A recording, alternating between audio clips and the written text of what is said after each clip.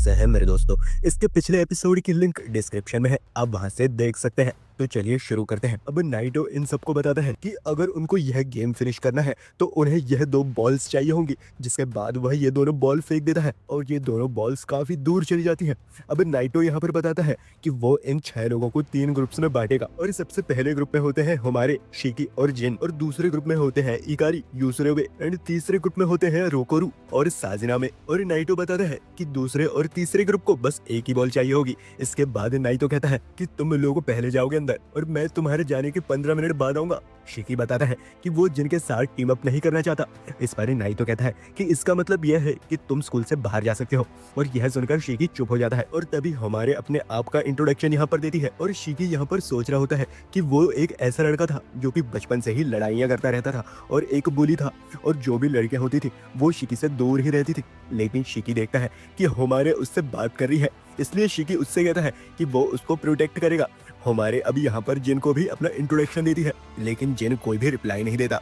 यह चीज देखते हुए हमारे बहुत ज्यादा दुखी हो जाती है और नीचे गिरकर माफी मांगने लग जाती है। और इसे देखकर शिकी कहता है, ओए मार्क्स वाले घमंडी लड़के, तूने उसको रुला दिया ना। शिकी अब हमारे को यह बात समझाने लगता है कि वह रोकर अपना फेस खराब ना करे, क्योंकि वो बहुत ज्यादा क्यूट है। यह बात सुनते ही हमारे ब्लश करने लग जाती है। शिकी हमारे से कहता है कि वह दोनों मिलकर इस गेम को पूरा कर लेंगे। इसके बाद शिकी जिन से कहता है कि अब उसको यह गेम अकेले ही खेलना पड़ेगा। यह सुनकर जिन शिकी से कहता है कि क्या हर 5 सेकंड में तुम्हारा मेरे से बात करना जरूरी है, और तुम एक बहुत बड़े अटेंशन सीकर हो। खैर जो भी हो, तुम थोड़ी देर में वैसे ही स्कूल से बाहर निकलने वाले हो, तो कर लो जो तुमको करना है, और अच्छा यही रहेगा कि तुम गेम को अभी ही छोड़ दो। वो कहता है कि उसके पास एक गोल है, इसलिए वह गिव अप नहीं कर सकता। जिन कहता है कि कोई फालतू सा ही गोल होगा तुम्हारा, जिसे सुनकर शिकी को बहुत ज्यादा गुस्सा आ जाता है। और तभी नाइटो यहाँ पर गेम स्टार्ट करने के लिए आता है। वह सबसे पहले ग्रुप को फॉरेस्ट के अंदर भेज देता है और सबसे पहले यहाँ पर जिन भागता है और उसी के पीछे शिकी, और इन दोनों के जाने के बाद हमारे अंदर जाती है। और सबसे पहले यहाँ पर जिन को दिखाया जाता है, जो कि बहुत ज्यादा फास्ट आगे बढ़ रहा होता है। जिन यहाँ पर बस नाइटो की ही बात याद कर रहा होता है कि अगर वो नाइटो को मार देगा तो वह अपने मन चाहे यूनिट में जा सकता है और वह अपना गोल भी अचीव कर सकता है। अब यहाँ जिन किसी की बात कर रहा होता है और तभी जिन अपने पीछे देखता है कि उसका पीछा शिकी कर रहा है। शिकी जिन से कहता है कि वह उसके गोल को मीनिंगलेस कैसे बोल सकता है और वह अभी के अभी अपनी बात को वापस ले। जिन भी अब यहाँ सीरियस हो जाता है। वह अपना मास्क उतार कर कहता है कि उनके पास बस 2 ही बॉल्स हैं, तो इसलिए उनको फाइट तो करनी ही पड़ेगी। शिकी जिन से कहता है कि वह अपने पुराने घाव को क्यों दिखा रहा है, यह काम तो कोई कमजोर ही कर सकता है।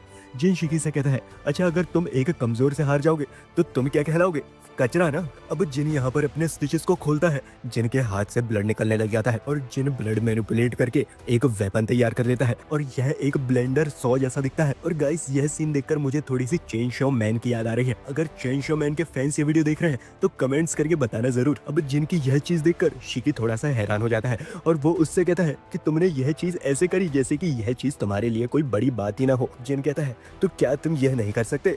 यह बात सुनकर शिकी को गुस्सा आ जाता है।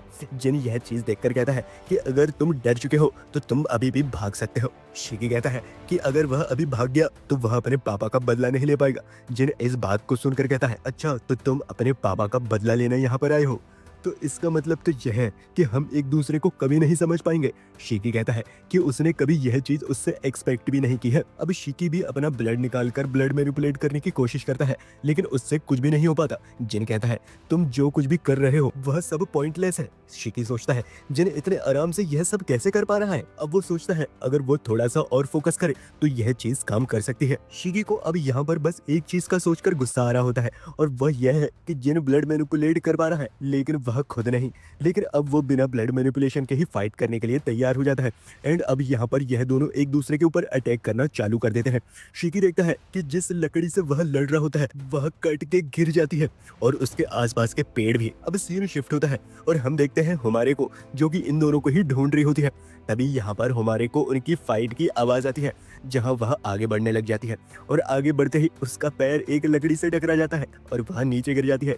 हमारे अब यहाँ पर खुद को बस यूजलेस समझ रही होती है और वह कहती है कि उसको यहाँ पर नहीं होना चाहिए था। लेकिन उसको याद आता है कि शिकी ने उससे कहा था कि वह दोनों मिलकर इस गेम को जीतेंगे। लेकिन अब वो यहाँ पर यह चीज सोचकर दुखी हो जाती है कि उसको हमेशा दूसरों के ऊपर डिपेंड होना पड़ता है, जिसके बाद वह उस तरफ जाने लग जाती है जहाँ से आवाज आई होती है। और तभी हम देखते हैं कि हमारे से थोड़ी ही दूर वह बॉल पड़ी होती है। अब यहाँ पर जिन जो कि शिकी पर अटैक कर रहा होता है और इस फाइट को कम्प्लीटली डोमिनेट कर रहा होता है और शिकी बस उस अटैक्स को डॉज कर पाता है। अब शिकी यहाँ पर जैसे ही जिन को पंच करने के लिए आगे बढ़ता है, जिन पीछे हट जाता है, जिसके बाद जिन शिकी को पंच मार देता है। शिकी अब यह सोच रहा होता है कि जिन बहुत ज्यादा स्ट्रॉन्ग है।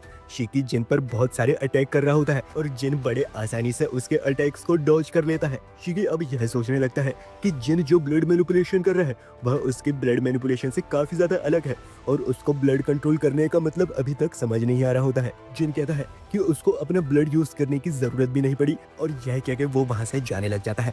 लेकिन वह देखता है कि शिकी उठ चुका है और यह देखते ही जिन अपने ब्लड मैनिपुलेशन का इस्तेमाल करके एक जोरदार अटैक कर देता है। लेकिन इसी बीच यहाँ पर होमारे आ जाती है और शिकी देखता है कि वो अटैक होमारे को लगने वाला है और वह एकदम से आगे बढ़ के होमारे को बचा लेता है। और होमारे देखते हैं कि शिकी को चोट लग गई है उसकी वजह से और शिकी जिन से कहता है कि जिन उसको काफी ज्यादा गुस्सा दिला रहा है। लेकिन पीछे यहाँ पर होमारे शिकी से बस माफी मांग रही होती है और बार बार वही बड़बड़ाने लग जाती है। होमारे कहती है कि यह सारी उसकी गलती है जिस वजह से शिकी हर्ट हुआ।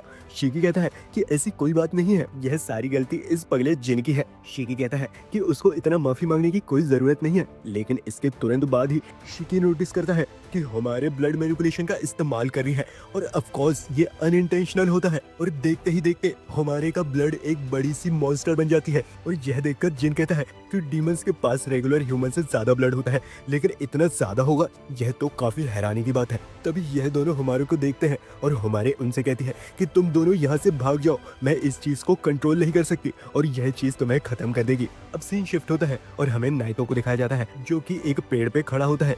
तभी यहाँ पर प्रिंसिपल आ जाती है और वह कहती है कि आज तो स्कूल का ओरिएंटेशन डे था ना, लेकिन तुमने तो उन बच्चों को पहले दिन ही इतना भयंकर टास्क दे दिया। नाइतो कहता है कि ट्रेनिंग कराना उसको ज्यादा बेहतर लगा और फालतू के एक्सप्लेनेशन देना उसका स्टाइल नहीं है। फिर प्रिंसिपल कहती है कि हर साल बहुत सारे डीमंस मारे जाते हैं और कुछ तो बस इसलिए मारे जाते हैं क्योंकि वह डीमन से रिलेटेड होते हैं। प्रिंसिपल बस यह चाहती है कि उन सभी डीमंस को एक अच्छी जगह मिल सके। नाइतो कहता है कि अच्छी जगह जैसा कुछ नहीं होता, अगर तुम स्ट्रांग हो तो तुम्हारे साथ कुछ भी नहीं होगा। यह सुनकर प्रिंसिपल कहती है तुम बहुत अच्छे हो नाइतो, और वो उन बच्चों को और भी ज्यादा स्ट्रांग बनाने के लिए कहती है। और यह चीज कहने के बाद वो वहां से चली जाती है।